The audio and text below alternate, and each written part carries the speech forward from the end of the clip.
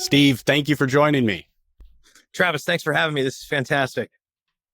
So we have a lot to talk about. For one thing, we need to talk about the bee, but the other thing is that you wrote a book with Scribe back in 2019 called Brand Currency. And I believe you had three goals in life: live in London, become an executive creative director, and publish a book. So you've done all three now, right? I And did. what I believe you had a life philosophy that you should always have a big goal or a few big goals. So my big question is, since you've achieved all three, what's the next big goal? The next big goal, by the way, when I worked at Amazon, we had this big book room and we were encouraged to go in and take whatever we wanted because it was expensive for the company to recycle or donate. And one book that I grabbed out of the thousands was The Happiness of Pursuit. And these are big multi-decade goals. And I thought one to start with is to visit every single museum in Italy. So we are well on our way there. Now, it could, in contrast with, say, Germany, with more than 2,000 state-recognized museums, Italy has fewer than 700. So it's doable, it's manageable. It's just going to take many trips and many years. That's what's coming up next after I finish book number 2. Excellent. Excellent. So you were talking to Javier and you mentioned that you were using the B device to capture some of your thoughts as you were thinking about them. And I was thinking about this. So I recall that you said something in your book about how like Amazon was one of the model companies. And now, if I recall, I think B got purchased by Amazon. So you are almost literally, your partner in writing your book is Amazon with B. And then obviously the sales channel will be Amazon too, right? So like this is a huge full circle moment, I feel like. It is. When I first acquired a B, it had not been purchased by Amazon as a company. And so that enterprise has since gone the way of so many others. And it's an outstanding $50 purchase. It's a one-time shot. You don't pay for model access. And the ability for it to transcribe, even for folks whose first language isn't English, so they may come with a heavy accent. The high definition microphones are incredible. And the summaries it generates, takeaways, key events, key actions, it's just beyond. And then what I was telling Javier was that at the end of every day, when you use it, it comes to you with a summary of your day. And it captures both of those in separate folder and subfolder constructs, which means you can use them in your AI to build whole compendia about your thoughts around certain subject matters, different work dynamics. It's really taken my work and my personal life actually to an incredibly new and higher level because of the ability to access and analyze thoughts that were once fleeting and they no longer are. They're almost permanent. Javier sold me on it after your call. So I bought one immediately. And I wasn't using it as a book writing partner, but you summed up one of the things that I just love about it. So I have a 7-year-old, now 8, but we would go on these bike rides at the time that I had received it. And what it would capture about my interactions with my son, and then being able to go back and forth with it and say, hey, for instance, one that I recall is like, we were approaching this intersection and I was talking about, this is where things could be really dangerous because that car doesn't actually see you. They're not looking this way. And I would just ask it, like, how could I be a better father in that moment? Like, what could I have done better there? Was I too impatient? Was I present in that moment? Having an AI like sitting on your shoulder for those moments, it was so powerful. So thank you for that recommendation. The only sad part is I don't think it's waterproof, and I took it swimming and it didn't survive. Oh, well, we need the aquatic version. I'm sure Amazon's quickly on its way to developing that product. That's unfortunate, but you're right. Just that what was once considered ephemera in our lifetimes, fleeting moments, we can now use to look back thoughtfully on and hopefully make the future a little bit better. So those moments are no longer disposable. They can be permanent. Yes, absolutely. So one of the favorite points that we have, or the lessons that we try to encapsulate in the author hour is, what were some of the unexpected great things that happened from your book back in 2019? Because you were writing about the four currencies, and then COVID happened too. So there were a lot of unexpected things during that time. So can you kind of take us back to that? I can. And the four currencies really occurred to me during my time at Amazon, where I watched that money, information, loyalty, and time were what brands and customers traded in. And the great insight from that era was that whoever mastered all four of those currencies at once was like in the movies when four ancient stones were brought together and it imbued the owner with unspeakable magic powers. And I was firmly convinced in that thesis in 2019. Shortly thereafter, COVID hit. Now, I mean, I hate to say it this way, but the book coming out right before COVID did two things. Number one, a lot of folks learned to take some downtime, settle, possibly not just work on their mental health, but also catch up on things that they didn't otherwise have time to do, spent commuting, etc. And so the book actually sold pretty well, and I got a lot of fan interaction, which was unexpected. And so sometimes a silver lining comes out of something tragic like a pandemic. And then the second thing that, well, it's related to that is the book got picked up for Korean translation.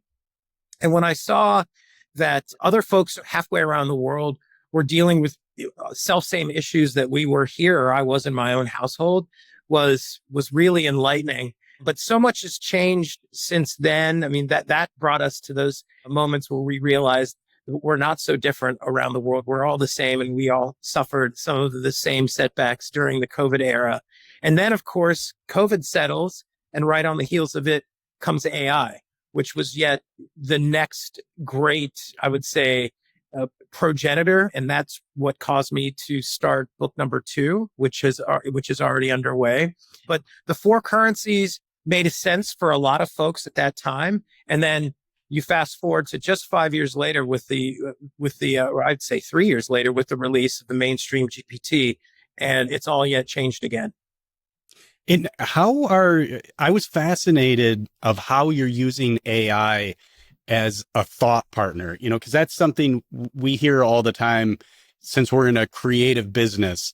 And Naval said something on a podcast yesterday that I thought was great. He said, if AI is going to write your thoughts, then my AI is just going to read it. If you want me to read it, then a human should write it. But I love how you're using AI as a thought companion. It is, from my understanding, you're going back and forth with AI. You're shaping your thoughts. You're capturing it, obviously. Can you talk to me about how you're using AI? Absolutely. First, we started with our training wheels on and started using it as a sort of an A/B message receiver response model, because that's what we've been conditioned to over the decades with search. And over time, I started to realize that the smarter it got about me, the more accurate its responses were to, and I'm not saying that it started to appease me. I am saying, though, that it started to respond with, say, syntax or presentation in ways Right. that it knew would resonate with me. So what does that tell us about the AI? It's not necessarily about the instructions within the prompt. It's your system instructions or system prompts. So now I use it to challenge me. And it knows enough about me to challenge me so that it's not writing, as the podcast guest mentioned, it is simply not going to write my book. I am not interested in it. You want to know why? Because without system prompt or enterprise, myself being the enterprise level instruction, it does not come with encoded discernment, judgment, or taste. And so that's the difference. It's going to play a pretty sizable role in book number 2. I can't give you the title because it gives it all away, but Taste is the New Oil is an article I wrote recently, and it got a lot of attention because what we're seeing is everybody has the same answers or access to the same PhD level intelligence. It's what we do with it and Yeah. the discernment that comes out of it. And so that's where I'm using AI most, is to challenge my assumptions and really ensure that I'm hard coding taste into everything that I do. That's fantastic. And you're absolutely right. It's that discernment, the editing, the making what humans do even more human. And that taste, you summed it up perfectly. Please send me that article because I want to read it. I'm embarrassed I haven't read it yet. That sounds perfect. I also wondered about that story. My understanding is back in 2016, you were in Tokyo, end up getting a standing ovation. And that was the moment. I went back to your podcast that you had done back, I think it was 2020. And I think you said at that moment, I'm writing the book, like when you were walking off stage. Is Yeah, that right? there was a metaphysical mic drop moment there. So I was in London. I was the first executive creative director in Amazon history. And so they moved me from the New York office to London for a few years, where I got to oversee creative operations around the world outside the US. And part of my job, a pretty sizable chunk of my remit, was to basically fly around the world and sell brand to our Amazon customers who were simply taking advantage of the Amazon universe to sell products, not to be able to tell brand level stories.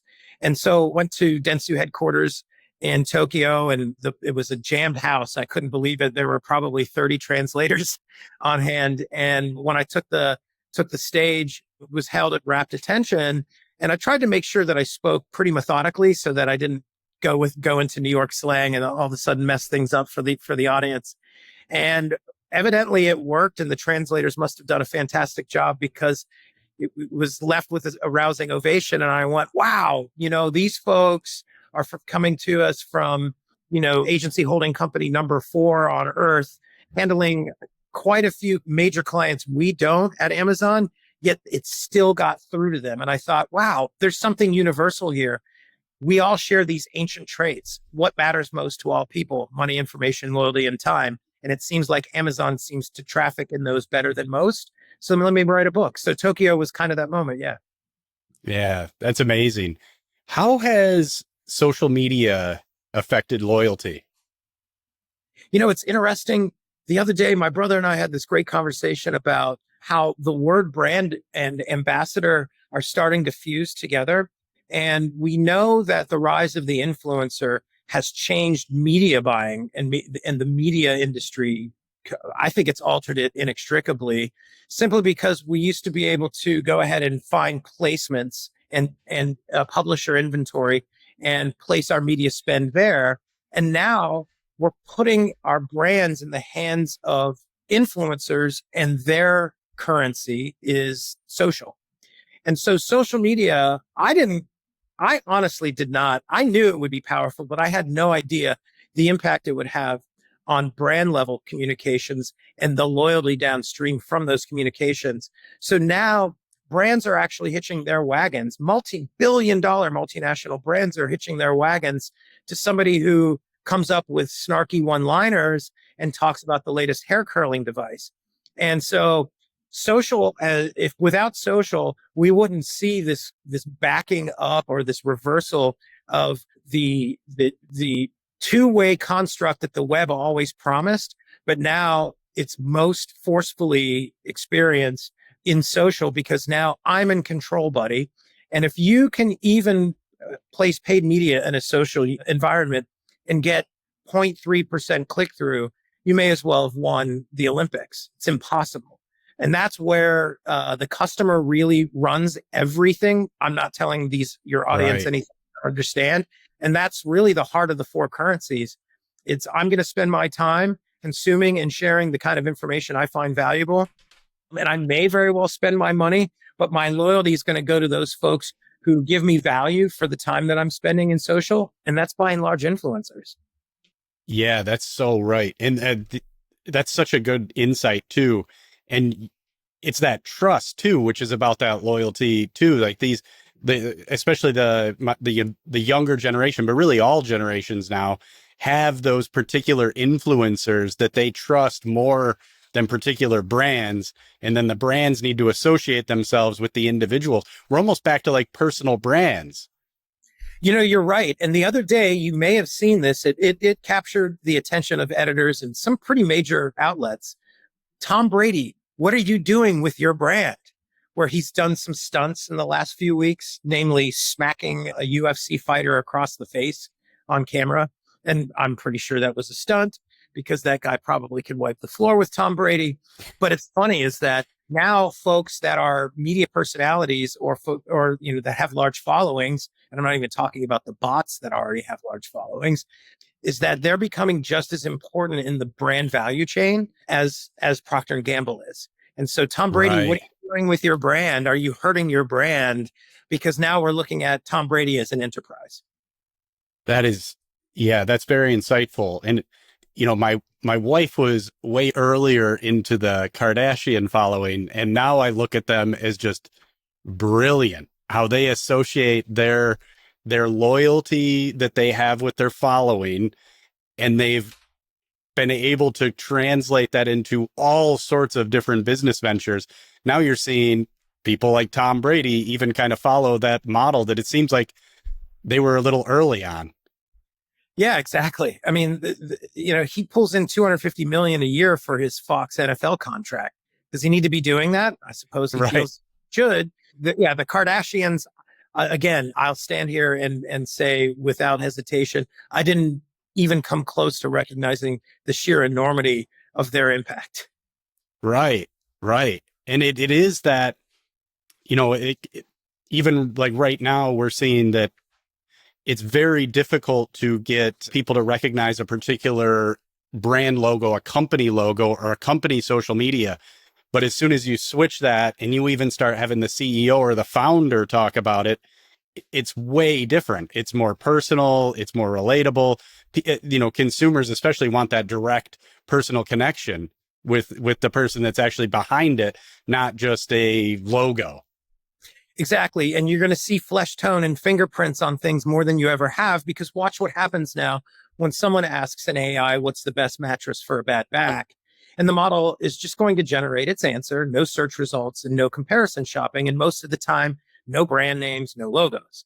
So one question, one answer, purchase intent captured, decision made 3 seconds. And that interaction just spent all 4 currencies, money, information, loyalty, and time in a prompt. And so if we're going to go to that extreme with a prompt that's going to deliver an answer to a query, and it's going to drive me to the product and or service, and there is no flesh tone involved, the influencer may come out on this even more powerful than before, simply because we're going to find ways to combine AI with the influencer. I'm sure that somebody somewhere is already well underway in building an influencer driven AI platform that's going to be able to make tailored recommendations, not just for the mattress for the person with a bad back, but everything from cars to relationship advice. Oh man, that is brilliant. That is brilliant. Yeah, because you could see, for instance, my kid loves Mr. Beast. If there was a search engine where he could just ask, what Nerf gun does Mr. Beast recommend? That is the first AI that he would look to. You better believe it. I mean, you think about it. That's what I didn't see in 2019. I would like to be able to meet the person who did. Is that AI didn't add a 5th currency. It just compressed the original 4 into a moment. And Ooh, whoever owns that moment, Mr. Beast, is the model, the platform, the interface, owns everything downstream.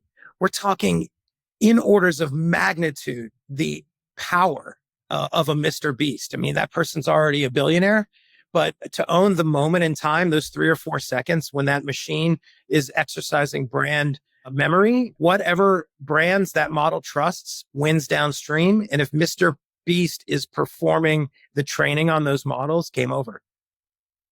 man. And you are a quote machine too. There's so many things that is perfect. Well, I'm looking forward to your book. Also, how does a book relate to these 4 things? How does it relate to these? Because I love the Lindy effect that Nassim Taleb talks about. The things that have been around for 100 years tend to go on for another 100 years. And we still read books from the old. So how does this all fit in? How does the book fit in to all this? I think we look at these now almost as they're now outward status symbols, whereas before there was something to kill time on the train and to work. And now when someone walks into a home and sees a bookcase full of books, it says, I've invested in this piece of physical matter because it really matters. And so it's Mhm. not something that I can go ahead and just store on a D-base somewhere, or because no one can see that. I look at these things with pride, and I'm going to hold on to this and hopefully get it signed someday by the author. And so I do believe that it's going to stick with us for a while. I don't think it's going to be forever. I don't think during the Star Trek days in 2099 we'll be seeing a lot of these, but I think it's going to be hard to kill. We love touching things. Yeah, that's right. Well, Steve, thank you so much. And we got to do this again. And I'm excited to buy your book when it comes out, your second book when it comes out. So thanks so much for joining me today. Thanks for having me, Travis. Have a fantastic day, and we'll see you soon.